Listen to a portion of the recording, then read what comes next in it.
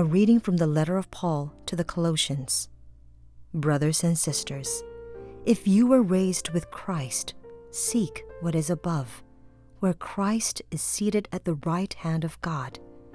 Think of what is above, not of what is on earth, for you have died, and your life is hidden with Christ in God.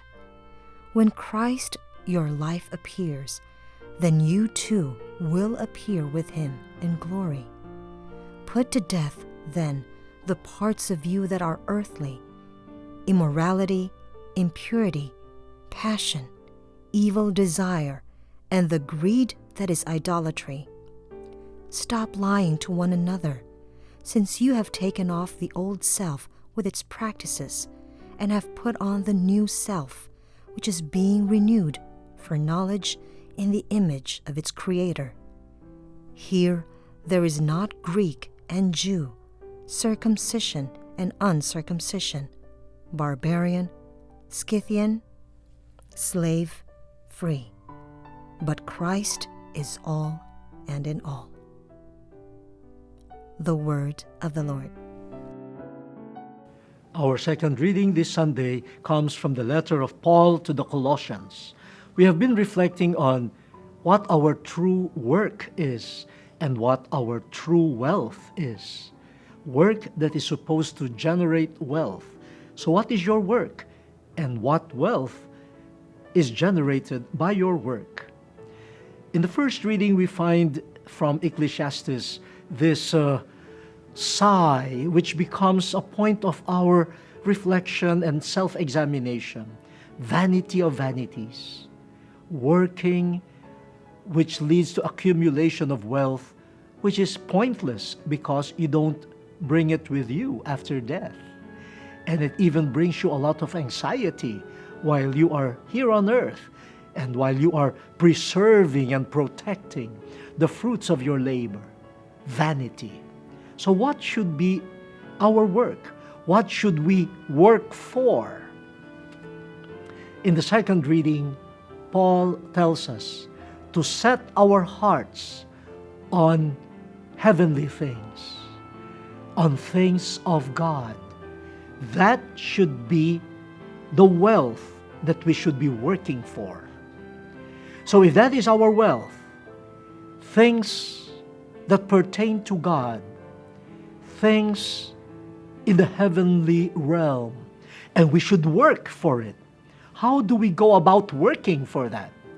I guess when it comes to more material wealth of this earth, we somehow know what type of work we should engage in. I remember the time when people said, oh, there is a demand for physical therapists all over the world. Oh, so many Filipinos enrolled in physical therapy because that is the type of work that will give you a good salary and a good future.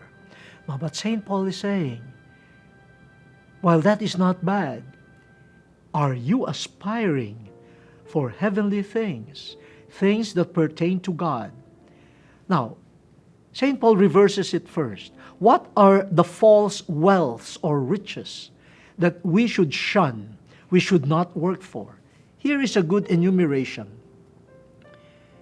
We should put to death, we should not work for the following things: fornication, impurity, passion, evil desires, and the lust, which is idolatry. Now we know that many people work for that. And many people earn a lot of money in promoting these things to the destruction of lives, of youth, most especially, and families. Is that true wealth? St. Paul is saying you should not work for these things. Not. What is he pointing to when he talks about working for things of God and accumulating as our wealth heavenly things? Is St. Paul advocating some sort of a escape from the world? Will we stop our human activity here on earth?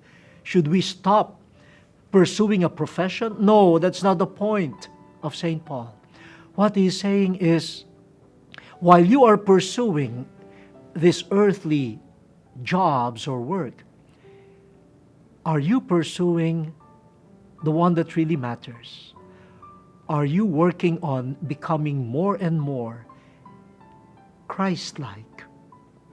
Are you becoming more and more the image of Christ? That is hard work. And are we working on that? Of course, with God's grace. And to be like Christ is to be a person of love, loving God, making myself available to God, and loving neighbor, working towards the unity that the human family needs, working towards equality, human respect, avoiding all forms of discrimination and barriers. Are we working in these areas? These are the things that matter to God. These are the things that make human life really profitable. So as we work here on earth, are our aspirations the same as God's aspirations? A new heaven, a new earth, founded on love. This is an important question that everyone should face.